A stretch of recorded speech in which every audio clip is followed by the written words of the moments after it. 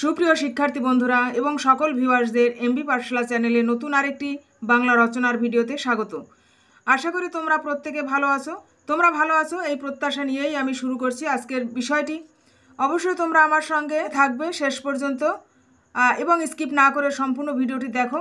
আশা করি তোমাদের কাছে ভালো লাগবে। তোমরা একটু দেখে স্কিপ করে চলে যাবে না, তাহলে কিন্তু বিষয়টি সম্পর্কে সম্পূর্ণ ধারণা পাবে না। অবশ্যই তোমরা সম্পূর্ণ ভিডিওটি দেখবে। আর তোমরা যারা নতুন দেখছো এখনও চ্যানেলটি সাবস্ক্রাইব করোনি, তোমাদেরকে রিকোয়েস্ট তোমরা অবশ্যই চ্যানেলটি সাবস্ক্রাইব করে পাশে থাকা বেল আইকনটি প্রেস করে নাও, যাতে নতুন ভিডিও নোটিফিকেশান তোমার ফোনে পৌঁছে যায়। চলো দেখি আজ বাংলা রচনা সুনামি।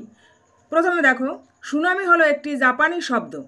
সু কথাটির অর্থ হলো বন্দর আর নামি কথাটির অর্থ হলো তরঙ্গ, অর্থাৎ সুনামি কথাটির অর্থ হলো বন্দরের ঢেউ। তবে এই ঢেউ কোনো সাধারণ ঢেউ নয়, এক মহাশক্তিশালী ঢেউ। সুনামি শব্দটির আক্ষরিক অর্থ হলো সামুদ্রিক জলোচ্ছ্বাস। সমুদ্রের তলদেশে ভূমিকম্প সৃষ্টি হলে সেখানে যে প্রচণ্ড আলোড়ন ও পরিবর্তন সৃষ্টি হয় তা সমুদ্রের জলকে ফুলিয়ে ফাঁপিয়ে সামুদ্রিক দানবে পরিণত করে। এই সামুদ্রিক দানব তখন প্রচণ্ড গতিতে ছুটে এসে ধ্বংস করে জনজীবন। সমুদ্রের জলের তীক্ষ্ণ ধারালো স্রোতের শানিত আক্রমণে ভেঙে চুরে দুমড়ে মুচড়ে ভেসে যায় ঘরবাড়ি, রাস্তাঘাট, দোকান বাজার, গবাদি পশু। সুনামি সৃষ্টির কারণ হলো ভূমিকম্প, ভূমিধস, আগ্নেয়গিরির লাভা উদ্গীরণ প্রভৃতির ফলে সমুদ্রের তলদেশে বিশাল কম্পনের সৃষ্টি হয়ে বিশাল জলরাশি সমুদ্র উপকূলে আছড়ে পড়ে।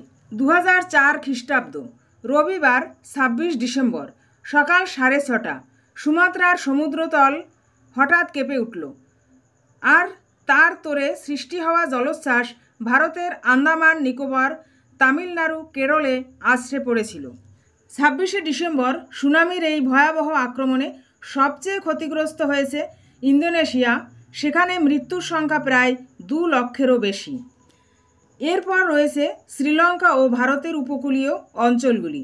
তারও পরে রয়েছে মায়ানমার, সোমালিয়া, মালদ্বীপ, কেনিয়া ও বাংলাদেশ।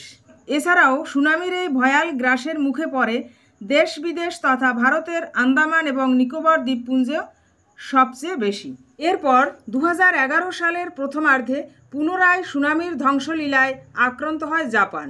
সুনামির এই অন্তর্লীলায় শুধু জীবন ও সম্পত্তিরই ক্ষতি হয়নি, তার সঙ্গে সঙ্গে পারমাণবিক চুল্লির দুর্ঘটনায় সমুদ্রের জলও বিষাক্ত হয়ে যায়।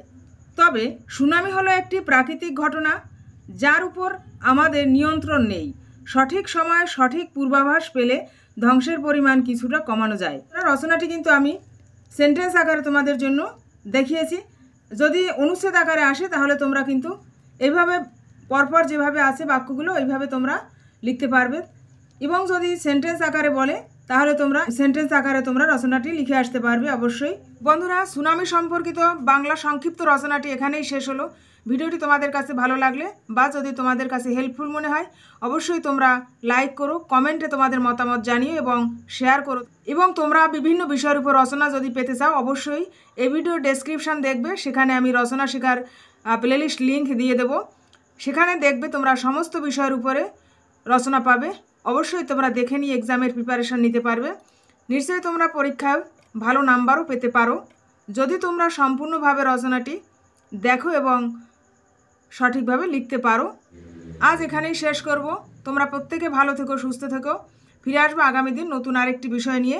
সে পর্যন্ত তোমরা এমবি পাঠশালার সঙ্গে থেকো, এমবি পাঠশালাকে সঙ্গে রেখো।